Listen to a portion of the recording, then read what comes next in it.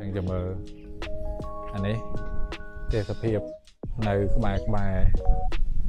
ត្រង់ព្រៀបយើងហើយអានេះផ្លូវចូលខាងមុខនេះទ្វារហើយនៅខាងក្រោយត្រង់ព្រៀបខ្ញុំហ្នឹងគឺមានយើងចំច្រើនហ្នឹងហើយនេះគឺជាទេសភាពនៅខាងក្រោយត្រង់យើង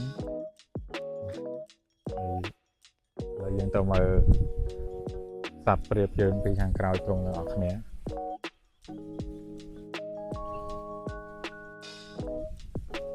នេះព្រាបយើងចាប់លួចចូលមកពីស្រូវយើងទៀតហ្នឹងហើយដោយសារមិញខ្ញុំដាក់ចំណីឲ្យវាស៊ីមុននឹងប្រហែលជា1ម៉ោងជាងឥឡូវវាអត់ទៅស៊ីទេខ្លះចូលមកស៊ីមួយហើយទៅនឹងស៊ីចែកអស់ហើយបានទៅទុំលេងនៅខាងលើ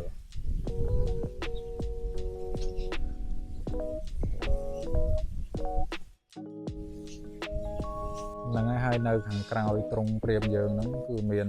ចំពួកមន់ស្រែហើយទាកប៉ាហើយនឹងកងាន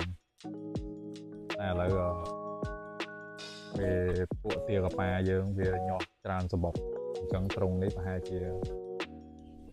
ត្រូវបរិច្ចានេះយើងដាក់អត់អស់ព្រោះដំបូងយើងដាក់ឈ្មោលមួយមេ5ហើយឥឡូវវាញាស់បាន5សបុក1សបុក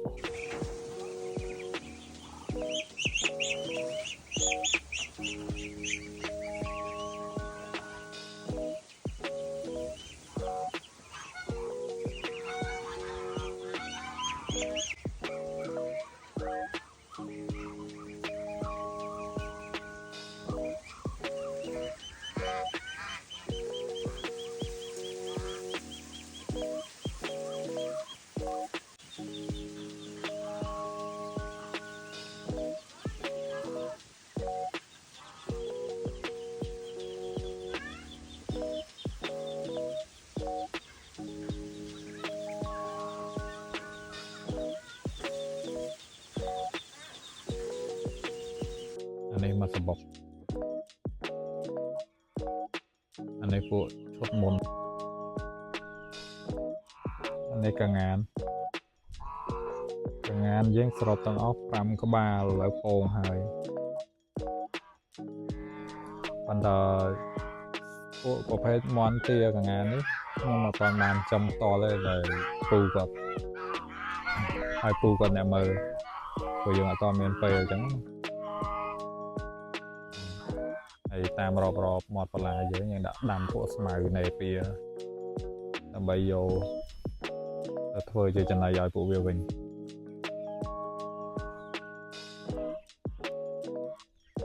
ខ្ញុំឲ្យបងប្អូនមើលសបុកទាកូនទាមកសបុកទៅញាស់ប៉ុណ្ណាហើយញាស់ថ្ងៃមុនអូនេះមកសបុកនេះចូល20គ្រាប់ឲ្យបងប្អូន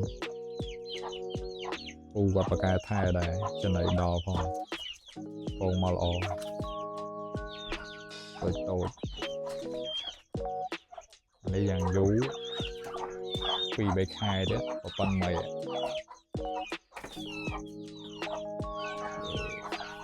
តូច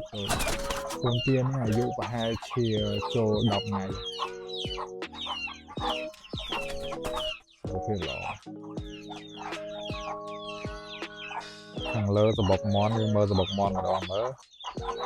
អាណាពងអាណាក្រាបខ្លះបច្រៃនេះមិនអត់ទាន់ក្រាបទេបាន2 4